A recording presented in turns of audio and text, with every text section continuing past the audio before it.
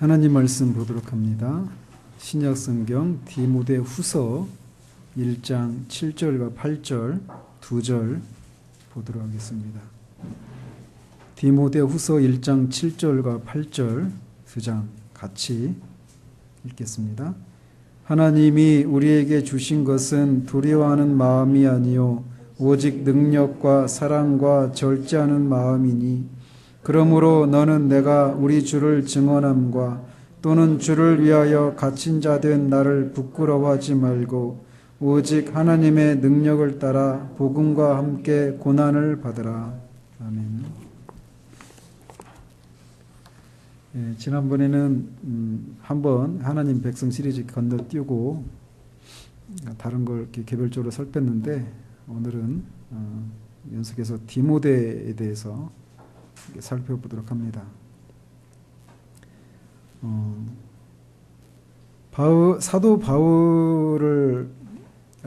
사도 바울이 언급하고 있는 사람들 중에 디모데만큼 많이 언급하고 있는 인물이 없습니다.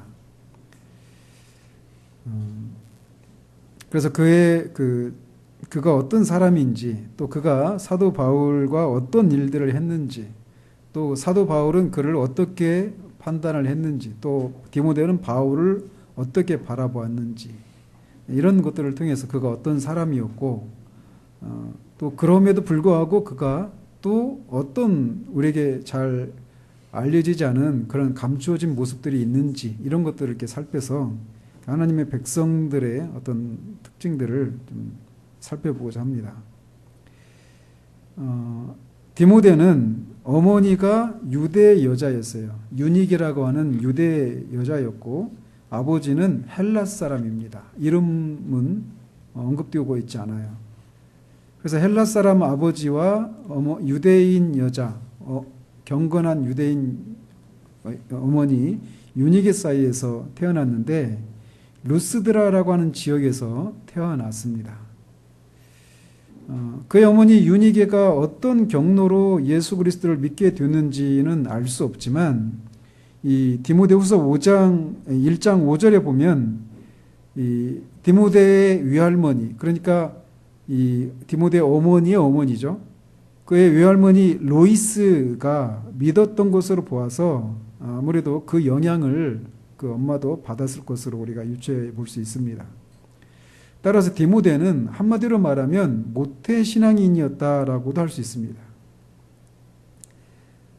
우리가 오늘날 이 모태신앙이 여기에도 이제 모태신앙이 해당되는 주일학 친구들은 다 그런 친구들이고 그런 분들도 계신데 이 모태신앙인들에게서 흔히 보여지는 모두 그런 건 아닌데 흔히 보여지는 모습 중에 그런 자신의 구원의 문제에 대해서 불분명하고 어떤 신앙을 부인하거나 또 교회 밖에 있거나 그러지는 않아요. 그럼에도 불구하고 구원의 여부가 불분명하고 또 구원 여부가 불분명하기 때문에 그에 따른 신앙생활이라고 하는 것도 어떤 열정도 없고 분명하지 않은 그런 사람들이 많은데 그에 비해서 디모데는 흔히 모태신앙인들과 중간에 믿게 된 사람들과 우리 시대에서는 많이 이렇게 늦게 믿게 된 사람들이 더 뜨겁고 어떤 열정적이고 어떤 하나님의 관계 어떤 분명한 체험이고 이러기가 일반적이잖아요. 근데 그리고 모태신앙인은 그렇지 않은 이런 것들을 연상하게 되는데 디모데는 그렇지 않다라는 겁니다. 모태신앙이었음에도 불구하고 그는 정말 사도 바울과 이제 살펴보겠지만 사도 바울과 더불어서 하나님 나라의 확장과 교회가 세워져 가는 일들에 있어서 정말 지대한 그런 노고를 아끼지 않았던 그런 사람이었던 것을 봅니다. 어쨌든 이 사도행전 16장 2절에 보면 그는 그의 고향인 루스드라와 그 옆에 지역인 이고니온에 있는 그 그리스도인의 형제들로부터 칭찬을 받을 정도로 신실한 청년으로 성장한 것으로 우리가 볼 수 있습니다. 사도 바울의 1차 선교 여행 중에 사도 일행이 디모데의 고향인 루스드라에 도착했을 때 사도 바울이 이 디모데를 전도 여행에, 자신의 선교 여행의 동반자로 데리고 떠나게 되었습니다. 그것이 사도 바울과 디모데의 첫 만남이었습니다. 우리가 알다시피 사도는 처음에 바나바와 선교 여행을 다녔었습니다. 그런데 이 사도 베드로의 생질이었던 마가를 두고 바울과 바나바 사이에 의견 충돌이 일어나죠. 그것은 마가가 밤빌리아 지역에 있는 이 버가에서 사도 바울 일행과 같이 바나바와 사도 바울과 그 일행들과 함께 복음을 전하러 이렇게 전도 여행을 가다가 힘들었는지 예루살렘으로 돌아가고 말았습니다. 그래서 이제 이 마가를, 그런 일이 있었던 마가를 두고 바울과 바나바가 심하게 싸우고 둘이 갈라서게 됩니다. 어떻게 그런 일을 신실하게 하지 못한 마가를 우리가 또 믿을 수 있겠느냐, 어떻게 그를 데리고 가겠느냐 하면서 바울은 그를 데리고 갈 수 없다 이렇게 말했고, 바나바는 데려가야 된다 이렇게 하면서 둘이 갈라서게 되죠. 근데 나중에는 이제 이 마가가 나중에 보면 바울의 그 후에 보면 바울이 마가와 같이 또 동역하는 그런 모습을 보게 됩니다. 어쨌든 그것이 계기가 되어서 바울은 바나바와 이제 떨어지게 되고, 바울은 이때 실라라고 하는 사람을 데리고 계속해서 전도 여행을 하다가 루스드라에 들르게 되었는데 거기서 디모데를 만나게 된 것입니다. 그때부터 바울과 함께 이제 디모데는 바울과 함께 전도 여행을 같이 동행하게 됩니다. 그리고 그 디모데전서 4장 14절에 보면 아마 디모데가 이렇게 바울과 함께 전도 여행을 하게 되었을 때 교회에 승인이 있었던 것으로 보입니다. 그때 디모데는 바울과 함께 선교를 위한 특별 승인을 교회의 장로들로부터 승인을 받고 장로들과 이 바울에게 안수를 받았던 것으로 4장 14절에 보면 나오고 있습니다. 그리고 이렇게 디모데를 이제 바울의 전도 여행에 동행하게 하면서 이 말씀드린 것처럼 디모데의 아버지가 헬라 사람이었기 때문에 그 지역의 유대인들과 그 불필요한 그런 논쟁을, 반대를 피하기 위해서 디모데에게 할례를 받게 한 후에 이렇게 전도 여행을 동행하게 되는 것이었습니다. 그렇게 바울과 디모데가 그렇게 루스드라에서부터 그렇게 동행을 하기 시작했는데, 그 디모데가 바울로부터 받은 최초의 특별한 임무는 데살로니가전서 3장 2절에 보면 데살로니가 교회에 가서 박해받는 그리스도인들을 격려하라고 하는 그런 임무였어요. 이 데살로니가 교회는 바울이 단지 3주 동안 그곳에서 말씀을 전하고 세워진 교회였습니다. 그런데 그 데살로니가 교회에서 3주 동안 그렇게 복음을 전하고 그 결과 교회가 세워졌어요. 3주밖에 안 된 교회인데 거기에 유대인들이 와서 바울 일행을 핍박을 해서 바울 일행이 이 데살로니가에서 이 고린도로 왔다가 마게도냐를 거쳐서 이 오늘날 아테네 지역으로 이렇게 피신을 하게 되었죠. 그러니 바울의 입장에서는 그 데살로니가 교회를 생각할 때 얼마나 늘 그런 마음에 염려가 있었겠어요. 3주밖에 안 된 교회가 그 핍박을 견뎌내고 지금까지 서 있을 수 있을까라고 하는 그런 염려가 있었던 것이죠. 그래서 디모데를 이제 그 데살로니가 교회에 보내게 됩니다. 그래서 바울이 그들에게 미처 전하지 못했던 내용들을 이 편지를 통해서 그들에게 전달하고 디모데를 통해서 바울의 메시지를 전언하도록 하는 그런 임무를 처음으로 받았던 것입니다. 한번 생각해 보십시오. 바울이 그렇게 한 교회에 어떤 영적인 지도를 하기 위해서 누군가를 보낸다고 할 때 그 보내짐을 받는 사람이 바울이 무엇을 믿고 무엇을 생각하는지 이런 내용들을, 바울의 그 마음속에 있는 생각들을 충분히 이해하지 못하는 사람들을 보낼 리가 없잖아요. 그죠? 근데 막중한 일이었단 말이에요. 한 교회가 세워지고 넘어지고 하는 이런 문제들을 이렇게 누군가를, 바울을 대신해서 해야 되는 이 일은 굉장히 막중한 일이었는데, 그 일에 디모데가 쓰임을 받을 정도로 디모데는 굉장히 탁월한 그런 사람이었다라고 하는 것을 우리가 유추해 볼 수 있어요. 아무튼 그렇게 디모데가 처음 받은 임무가 그거였는데, 디모데가 바울의 편지를 가지고 가서 그들의 형편들을 돌아보았는데, 그리고 나서 돌아와서 바울에게 보고하기를, 염려했던 거하고는 상상할 수 없을 정도로 교회가 견고하게 세워져 있더라. 그들의 믿음과 그들의 이 사랑과, 형제들을 향한 사랑과 장차 받을 일들에 대한 그런 소망 가운데 인내하는 이런 모습들이 그 지역, 그 아가야 지역의 다른 교회들에게 모범이 될 정도로, 세워진 지 3주밖에 안 됐던, 3주 동안밖에 이렇게 사도의 돌봄을 받지 못했던 그 연약한 초기의 교회가 그렇게 다른 지역의 교회의 모범이 될 정도로 그렇게 견고하게 서 있는 모습을 보면서, 그런 모습을 전해 들으면서 바울이 굉장히 오히려 위로를 받게 되는 그런 일이 있었습니다. 그런 면에서 디모데는 이 자신에게 주어진 임무를 잘 수행했다라고 볼 수가 있습니다. 그리고 고린도 후서 1장 19절에 보면 디모데가 또 고린도 교회의 전도 활동에도 참여했다라고 하는 것을 우리가 또 알 수 있습니다. 이 고린도전서 4장 17절에 의하면 바울이 에베소에서 전도를 하고 있는 동안에 에라스도라고 하는 전도자와 함께 마게도니아의 그 또 다른 중요한 임무에 이 디모데가 같이 파송되었다가 고린도로 돌아왔다라고 하는 사실이 언급되어 있어요.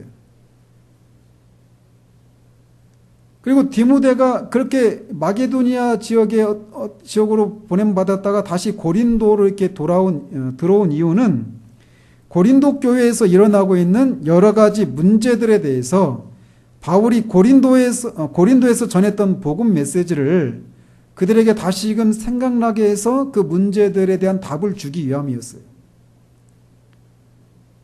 우리가 알다시피 고린도 교회에는 굉장히 많은 문제들이 있었죠. 거짓 사도의 문제들, 그리고 성찬의 문제들, 음행의 문제들, 서로 난 누구파다 하면서 그런 분열이 일어나는 이런 문제들, 어떤 세상 믿는 사람과 결혼을 해야 되는지 말아야 되는지, 결혼한 사람들은 결혼했는데 내가 믿게 됐을 때 그 남편과 또는 부인과 헤어져야 되는지 말아야 되는지, 제사의 음식을 먹어야 되는지 말아야 되는지, 이런 문제로 인해서 교회 안에 막 그런 굉장히 시끄러웠고, 또 은사의 문제와 관련해서도 굉장히 혼란스러웠던 그런 교회가 고린도 교회였습니다. 그러니까 굉장히 문제가 많은 교회에 이 디모데가 파송을 받은 거죠. 그 문제에 대한 답을 편지를 가지고 말이에요. 그런데 그런 이유로 이렇게 고린도 교회에 보냄을 받았는데, 고린도전서 16장 10절 11절에 보면 그 일을 위해서 고린도에 보내진 이 디모데에게 사도 바울이 고린도 교회에게 이렇게 당부를 해요. 그를 멸시하지 말고 디모데가 그 보낸 일들을 평안하게 할 수 있도록 조심해라. 그러니까 잘 대해라. 그가 그 일을 평안히 할 수 있도록 그렇게 조심해서 대우해라. 그런 권면을 합니다. 사도가 이렇게 특별히 고린도 교회에게 디모데를 그렇게 대하라고 이렇게 말을 하는 것을 통해서 볼 수 있는 것은, 디모데가 어떤 면에서는 굉장히 소심한 사람이었다라고 하는 것을 우리가 유추해 볼 수가 있어요.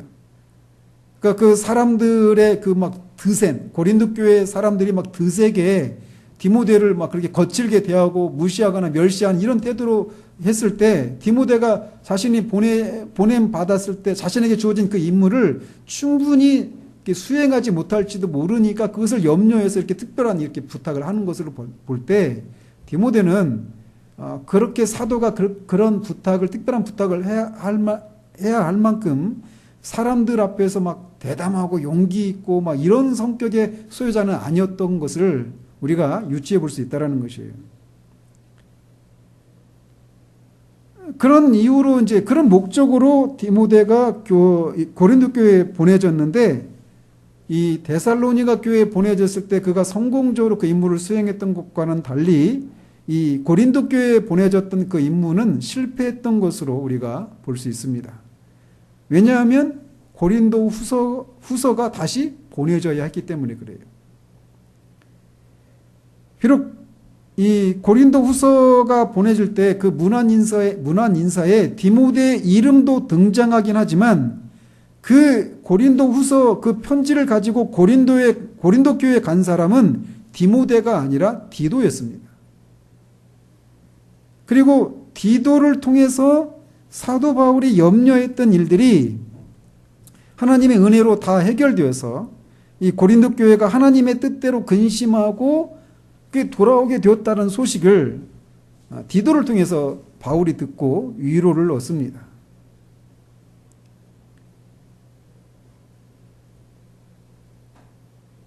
또 로마서 16장 21절에 보면 바울이 또 고린도에서 로마 교회에 보내는 편지인 로마서를 썼다고 기록이 나오는데, 바울이 다시 고린도 교회를 방문했다라고 하는 것을 이렇게 우리가 유추할 수 있어요.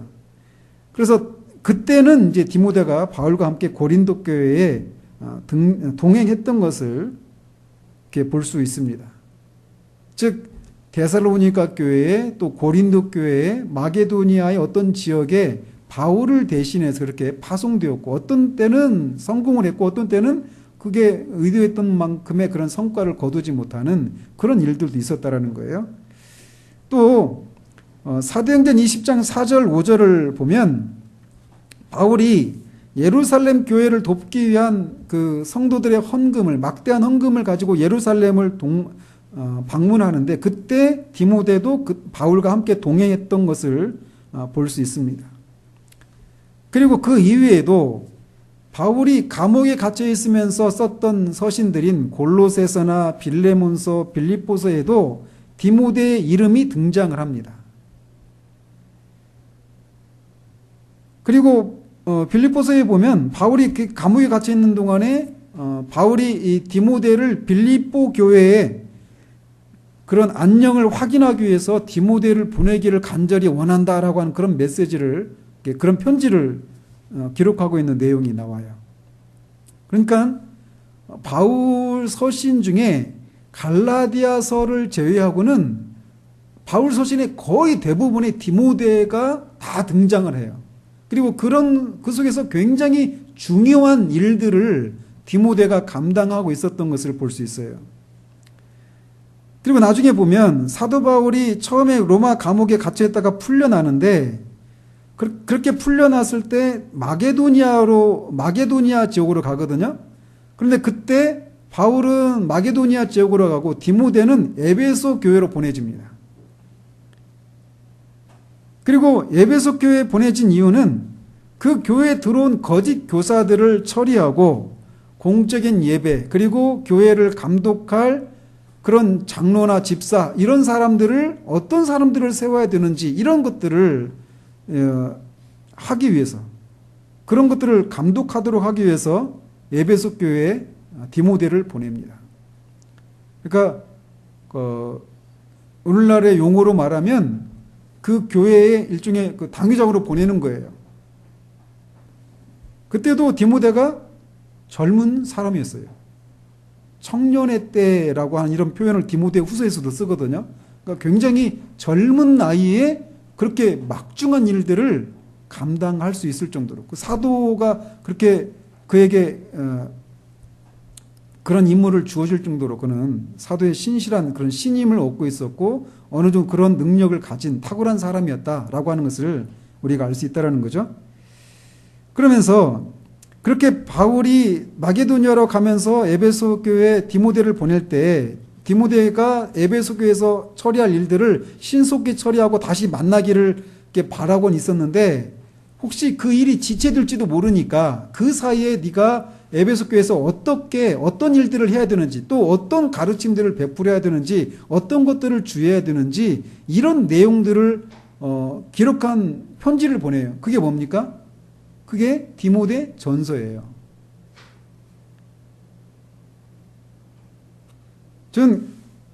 그래서 이 디모데 전서를 보낼 때 그 디모데의 상황을 한번 생각해 보십시오. 말씀드린 것처럼 디모데는 굉장히 젊은 사람이었어요. 그리고 자신이 처리해야 될 그런 문제들, 그 에베소 교회가 직면한 그런 영적인 상황들을 처리하기에는 자신은 너무 연소하고, 그래서 뒤에서 나오잖아요. 디모데전서. 네가 내 연소함을 멸시하지 못하도록 하라. 그런 얘기를 하잖아요. 그러니까 자신은 너무 젊고, 또 경험도 미천하고, 또 사도 바울에 비하면 더더욱 그렇죠. 이런 상황 속에서 자신이 무엇을 할 수 있을 것인가 라고 하는 그런 염려들이 분명히 있었을 거란 말이에요. 그리고 앞에서도 말씀드린 것처럼 디모데는 소심한 성격의 소유자였어요. 그런 상황에서 그런 두려움들이 분명히 있었을 거란 말이에요. 그런 디모데에게 사도 바울이 편지를 한 거예요. 네가 있는 동안, 내가 없는 동안 네가 그곳에서 어떻게 목회를 해야 되는지. 그래서 이게 목회 서신인 거예요. 저는 개인적으로 이제 회사를 다니다가 제가 9년 동안 소명의 문제를 가지고 9년 동안 막 하나님의 때를 기다리고 있다가 이제 마지막으로 사표를 내려고 하는 그 시점에 마지막으로 엄청난 두려움이 몰려왔어요.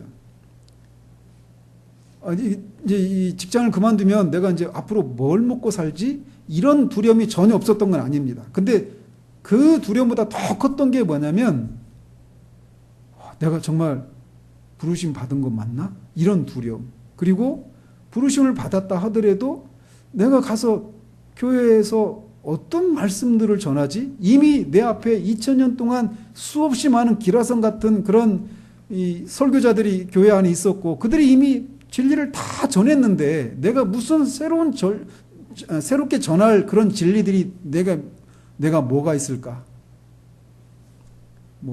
그런 생각들을 하면서 막 두려움이 정말 크게 밀려왔었어요. 사표 내는 거 장난이 아니잖아요. 이제 일수불대잖아요. 그때 그 시점에 읽었던 성경이 디모데 전서, 디모데 후서였어요. 그러면서 디모데가 겪었을 그 두려움, 그게 막 저하고 너무 이렇게 막 저한테 너무 이렇게 정말 실제적으로 이렇게 다가오더라고요. 그러면서 그런 디모데에게 바울이 전한 편지가 이거였지 하면서 거기서 하라고 하는 거 이대로 하면 되는구나. 내가 새로운 메시지를 전하는 게 아니라 이미 전한 메시지를 내가 또 전하는 것이구나. 이런 생각을 하면서 막 마음에 진짜 엄청난 그런 두려움들, 요동함들이 막 있었는데 이 디모데 전서 후서가 가지고 있는 그 가치들을 다시 새롭게 보면서 제 안에서 있었던 두려움이 진짜 거짓말같이 싹 사라져버리고 용감하게 사표를 낼 수 있었습니다. 근데 디모데 전서가 후서가 저한테는 그래요. 근데 어쨌든 바울이 이렇게 마게도니아에 있으면서 에베소 교회 문제를 디모데가 해결하도록 하기 위해서 보냈는데 시간이 지체될지도 모르니까 네가 다시 나를 만나기 전까지는 이렇게 해라라고 보낸 편지가 디모데 전서인데 바울의 염려처럼 실제로 그렇게 빨리 만나지는 못했습니다. 왜냐하면 그 사이에 바울이 다시 로마 감옥에 갇히게 되고 말았기 때문이에요. 그러면서 이 자신이 언제 사형을 당할지도 모르는 그런 급박한 상황에서 디모데에게 속히 자신에게 오라고 하는 두 번째 편지를 보냈는데 그게 바로 디모데 후서예요. 그러니까 디모데 전서를 받을 상황은 바울이 감옥에서 풀려났을 때고 디모데 후서를 받게 됐을 때는 감옥에 다시 갇히게 된 상황이에요. 그리고 바울이 갇혔을 때는 이 로마가, 네로 황제가 로마를 불을 지르잖아요. 근데 그 불을 기독교인들이 질렀다, 방화했다라고 하면서 기독교 지도자들을 막 감옥에 가뒀을 때, 그때 바울이 감옥에 갇히게 된 겁니다. 그러니까 희생양으로 잡힌 거죠. 어쨌든 바울이 그런 상황에서 디모데후서를 보냈는데, 디모데후서 4장에 보면 겨울 전에 속히 오라고 하는 부탁을 디모데에게 합니다. 그런데 그가 그 시간에 맞춰서 도착했는지에 대해서는 나와 있지가 않아요.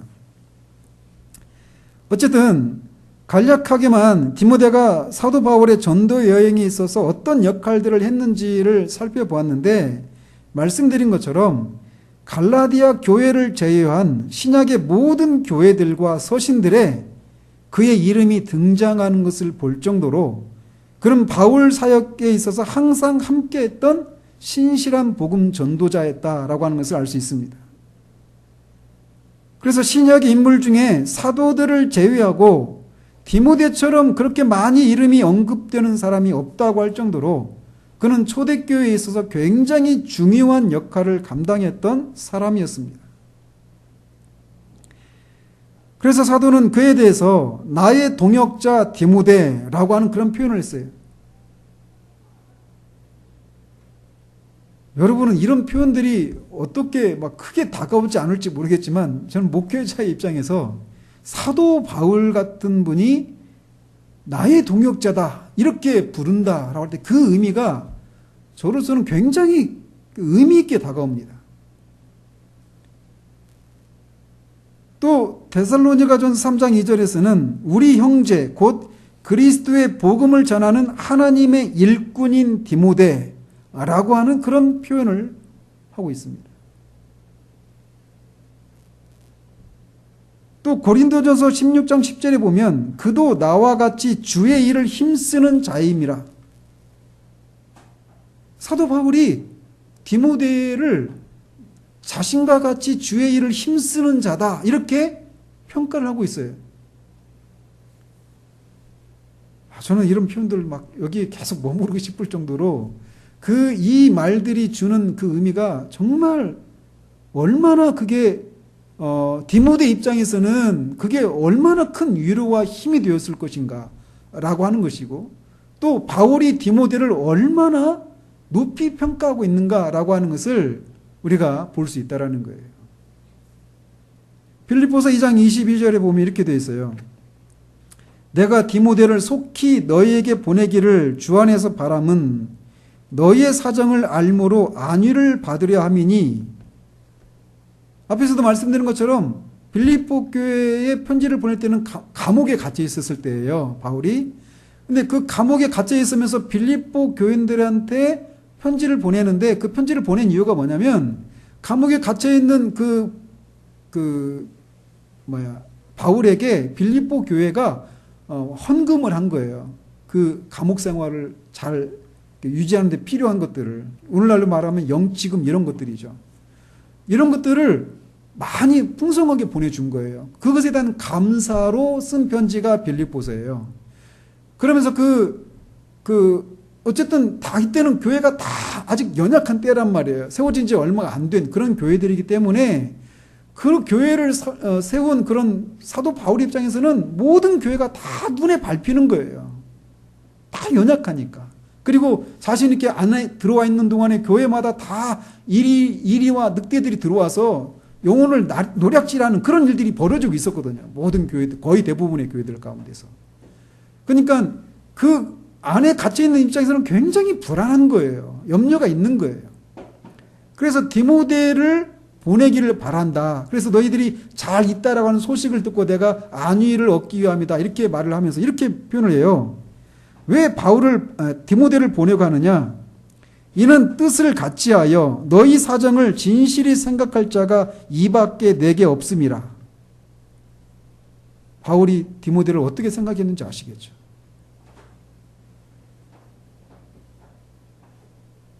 자신과 뜻을 같이 해서 너희 사정을 진실하게 생각할 사람이 디모데밖에 없다 이렇게 말할 정도로 깊은 신뢰를 받고 있었어요.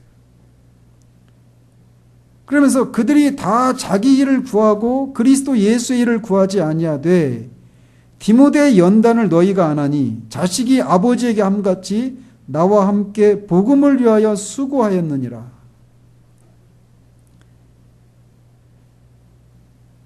여러분, 이런 평가를, 이런 신뢰를 받는다라고 하는 것은 굉장히 이게 그냥 가벼운 그런, 가볍게 그냥 다루고 지나갈 그런 정도의 것이 아니에요. 그래서 그 바울과 같은 사람으로부터 인정을 받았던 진정한 복음 전도자가 디모데였던 거예요. 사역적인 측면에서는 바울이 디모데를 그렇게 생각했어요. 그러면서 또 바울은 디모데를 아들과 같이 여겼다고 말을 합니다. 고린도전서 4장 17절에 내가 주 안에서 내 사랑하고 신실한 아들 디모데에게, 이렇게 얘기해요. 아들과 같이 여기는 거예요.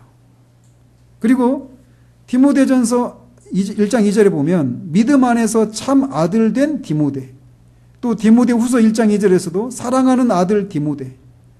이 사랑하는 아들 디모데, 이거는 저는 모르겠어요. 저는 이런 표현들이 얼마나 저한테 막 따뜻하고 위로와 힘이 되는 그런 표현들인지, 이런 게 막 더 살갑게 다가오는데, 어쨌든 디모데는 바울의 전도여행에 늘 함께했고, 바울의 그 고난에도 늘 함께했고, 떨어져 있는 동안에는 바울이 늘 보기를 원했던 그런 관계였습니다.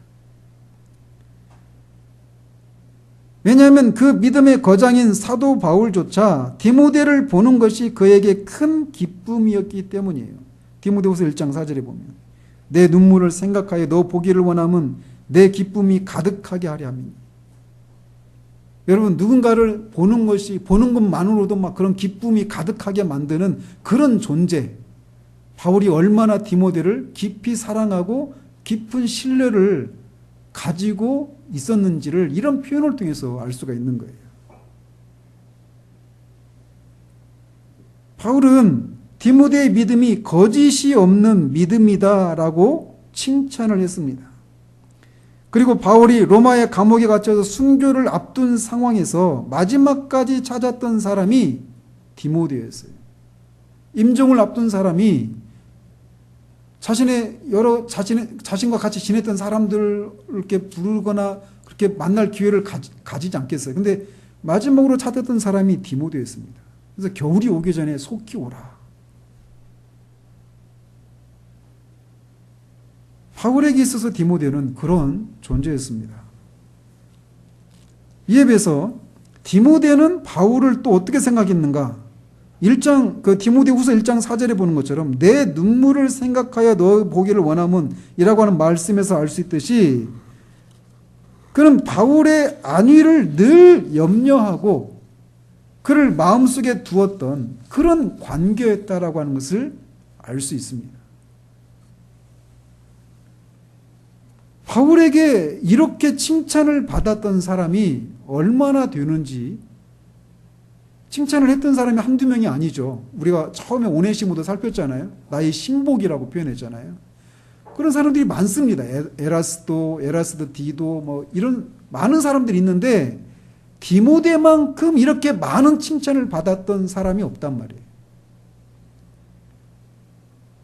말씀드린 것처럼 순교를 앞두고 찾았다라고 하는 사실 그 자체만으로도 디모데가 바울에게 얼마나 큰 의미가 있는 그런 존재였는가를 우리가 충분히 상상할 수 있어요.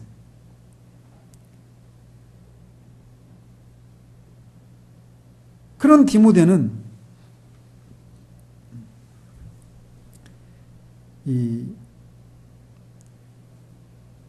그 디모데에게 사도 바울이 디모데후서 3장 10절 11절에서 이렇게 말합니다. 한번 같이 보시죠. 디모데후서 3장 10절 11절 같이 한번 읽습니다. 나의 교훈과 행실과 의향과 믿음과 오래 참음과 사랑과 인내와 박해를 받음과 고난과 또한 안디옥과 이고니온과 루스드라에서 당한 일과 어떠한 박해를 받은 것을 네가 과연 보고 알았거니와 주께서 이 모든 것 가운데서 나를 건지셨느니라. 바울이 이렇게 말하고 있는 것처럼 디모데는 바울이 박해받는 그 모든 현장에 같이 있으면서 그 박해를 같이 겪었어요. 그리고 그 고난 가운데서 주께서 어떻게 건지셨는가를 그가 목도했던 그런 사람이었습니다. 그래서 가히 디모데는 그리스도의 좋은 병사였어요. 디모데후서 2장 3절에서 말하고 있는 것처럼. 여러분 한번 생각해 보십시오. 사도 바울로부터 이렇게 칭찬을 받을 정도로 그 사도 바울이 받았던 그 고난에 동참하고 그 고난 가운데서 주께서 어떻게 건지셨는가를 직접 건짐을 받고 바울로부터 그렇게 신임을 받고 사랑을 받고 그렇게 많은 영적으로 산전수전을 다 겪은 그 백절불굴의 그런 용사 같은 그런 믿음의 사람이 여러분의 주변에 있다고 생각할 때 그 사람이 있는 것만으로도 우리가 얼마나 큰 위로와 격려와 힘을 받겠습니까? 그렇지 않겠어요?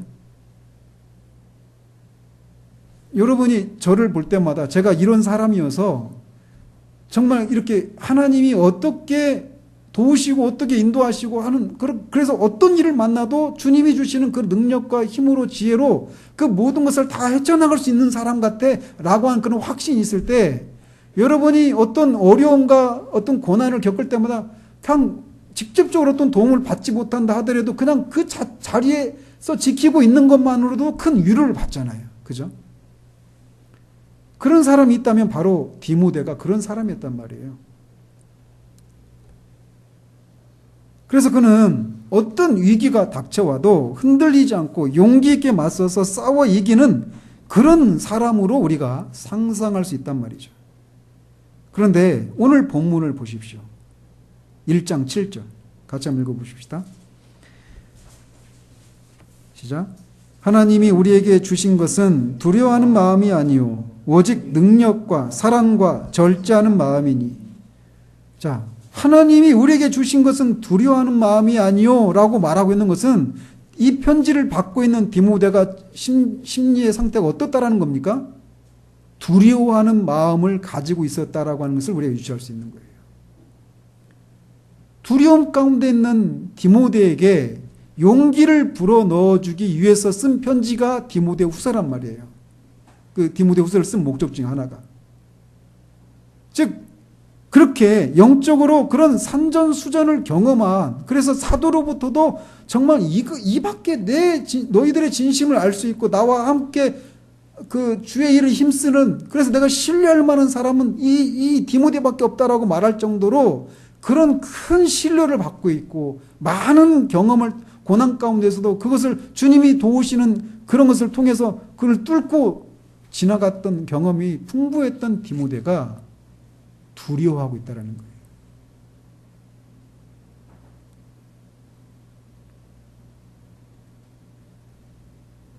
자신의 영적인 아버지이자 스승인 사도가 이제 감옥에 갇혀서 언제 죽을지 모르는 그런 상황 앞에서 디모데는 두려워하고 있었던 것입니다.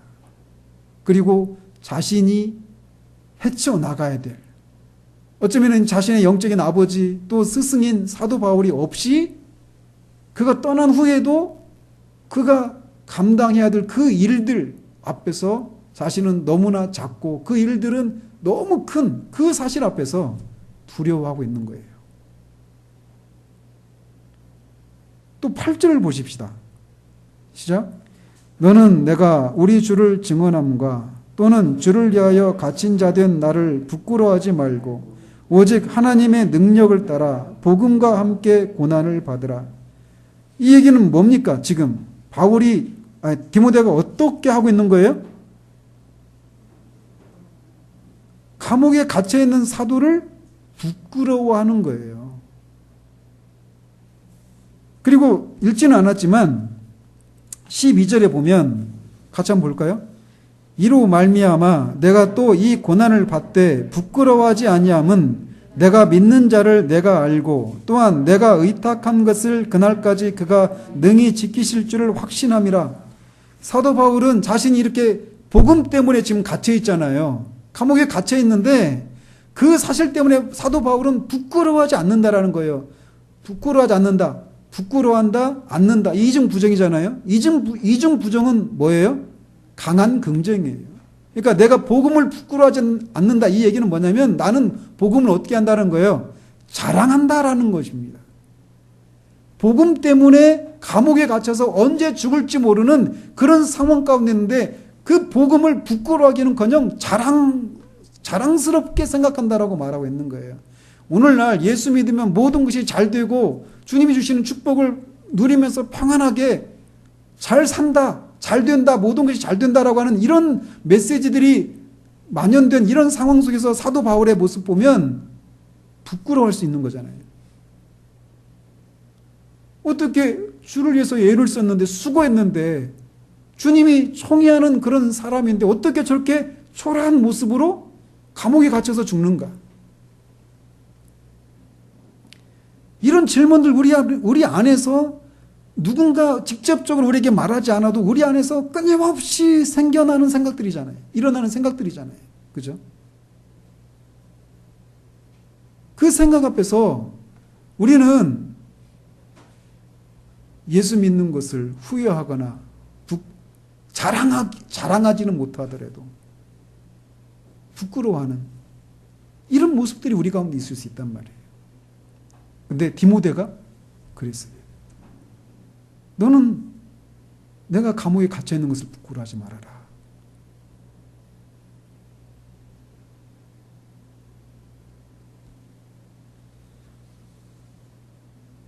그래서 디모데는 사도로부터 이 편지를 받고 있을 당시에는 두려움과 부끄러움을 가지고 있었던 거예요.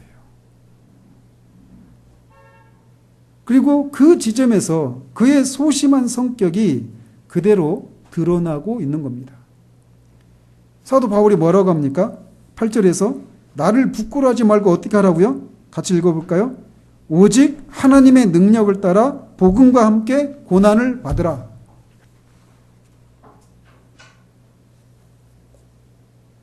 복음과 함께 고난을 받으라 라고 말하는 거예요. 근데 디모데는 지금 복음과 함께 고난을 받는 것 때문에 두려워하고 복음을 부끄러워하고 있는 거거든요. 근데 그런 디모데에게 복음과 함께 고난을 받으라 라고 말하고 있다는 거예요. 그런 일이 일어날 것에 대한 두려움들이 있는 디모데에게 말이죠. 나중에 디모데는 어떻게 됩니까? 이런 편지를 받은 디모데는 히브리서 13장 23절 한번 보십시오.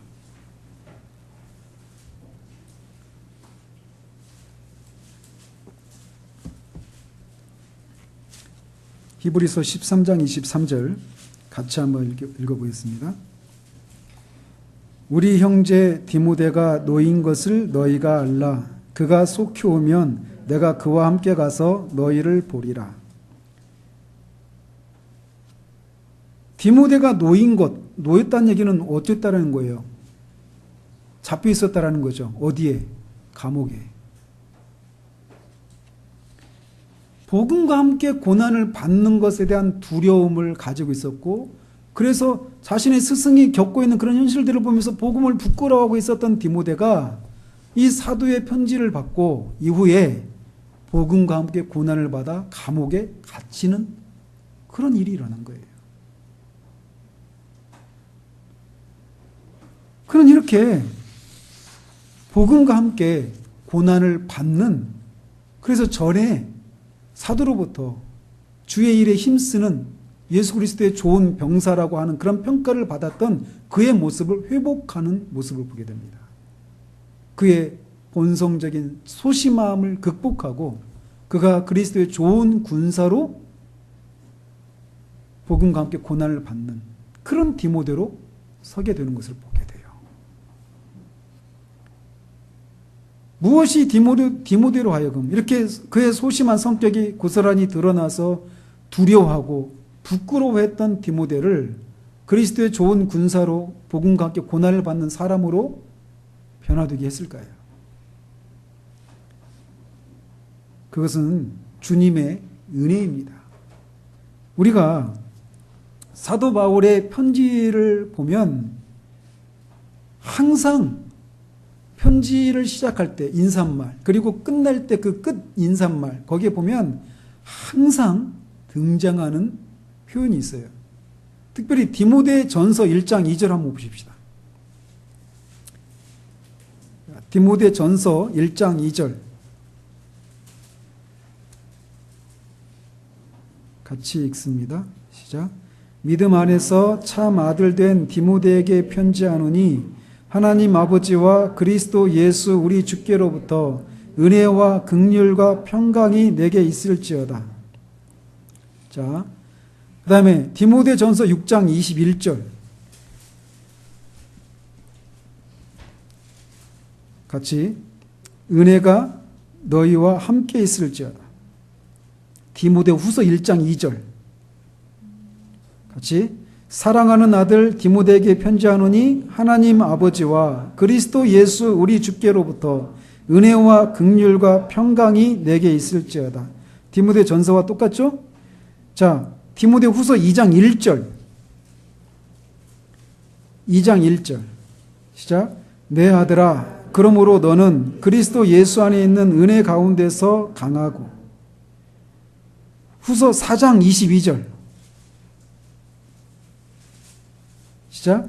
나는 주께서 내 심령에 함께 계시기를 바라노니 은혜가 너희와 함께 있을지어다. 자, 이 첫 인사말과 끝맺는 인사말 속에 공통적으로 들어있는 단어가 뭡니까? 은혜예요, 은혜. 그죠? 우리는 은혜 받았어. 오늘 오전에 말씀 듣고 은혜 받았어요? 은혜 받았어. 이런 표현들을 하잖아요. 그죠? 은혜 받았어 라고 말할 때 은혜를 우리 마음이 감동을 받고 그래서 우리 마음이 이렇게 막 뭉쳐있던 것들이 이렇게 풀어지고 따뜻해지고 어떤 막 그런 것들, 어떤 감정적인 측면에서 은혜 받았어 라고 하는 표현들을 많이 하고 또 그렇게 생각하는 경향들이 있어요. 은혜는 그런 게 아니에요. 물론 감정에 우리의 정서가 자극을 받는 일들이 있습니다. 그 정서를 통해서 우리의 의지가 발동되는 거니까. 그런데 은혜는 그냥 단지 어떤 감정의 어떤 자극을 받는 정도의 것이 은혜가 아니에요. 은혜는 이런 거예요.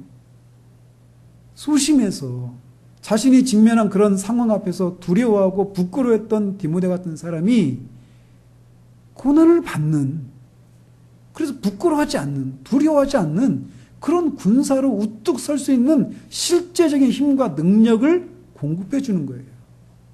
은혜는 그래서 어떤 감상적인 용어가 아니라 능력이 있는 거예요. 그래서 사도는 그의 편지를 할 때마다 주의 은혜와 평강이 너에게 있을지어다. 주의 은혜가 있을지어다. 이런 기원으로 인사를 하고 끝맺고 있는 거예요. 우리는 다는 아니지만 기질적으로 디모데 같이 이렇게 소심하고 대범하지 못한 그런 사람들의 경우에 사실 대범한 사람도 주님의 일을 영적인 세계에서는 아무 의미가 없습니다. 그 대표적으로 보여주는 사람이 누구예요? 대범하고 모든 일에 막 용기 있게 나서고 베드로잖아요. 그죠? 근데 그도 그 타고난 기질과 그런 대범함, 이런 것으로 그렇게 어떤 시험 앞에, 어떤 위기 앞에서 그렇게 용기 있는 모습으로 살아가게 만드는 어떤 근본적인 힘이 되지 못해요. 주님의 은혜가 아니면. 하나님의 능력, 성령의 능력을 힘입지 않으면 우리는 결코 어떤 순간도 하나님의 일꾼으로서 우리의 타고난 그런 기질을 넘어서는 그런 용기를 발휘하는 사람으로 서지 못한다라는 거예요.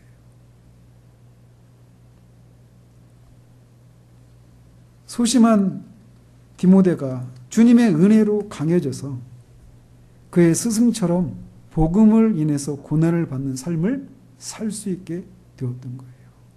복음 때문에 고난을 받는데 그것 때문에 자기 연민에 빠지고 내가 왜 이 길을 들었을까라고 하는 그런 자기 연민에 사로잡혀 있지 않아요.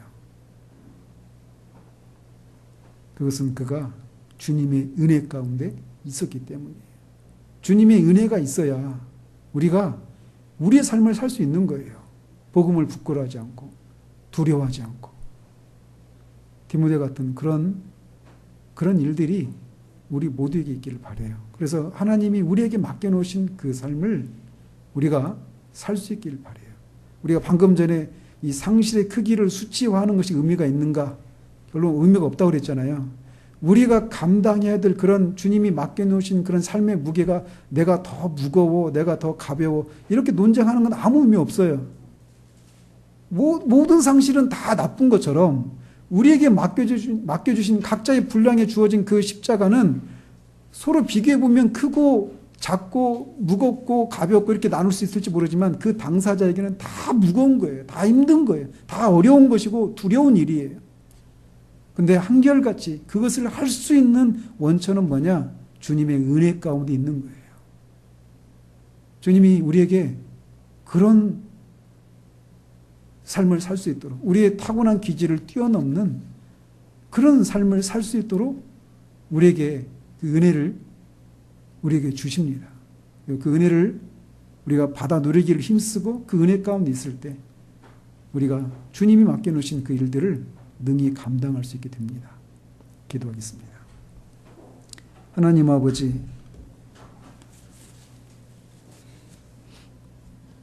사도로부터 그렇게 놀라운 신임과 칭찬을 받았던 디모데, 그리고 사도와 함께 고난을 받고 그 고난을 주님의 도우심을 통해서 통과하고 영적인 일에 있어서 산전수전을 다 경험한 그런 군사와 같은 그런 디모데조차도 또 새로운 위기와 상황 앞에서 두려워하고 급기야 복음을 부끄러워하기까지 떨어졌던 그 디모데가 주님의 은혜로 인해서 복음을 부끄러워하지 아니하고 복음과 함께 고난을 받는 그런 그리스도의 군사로 서게 되었던 그 이야기들을 우리가 살펴봤습니다.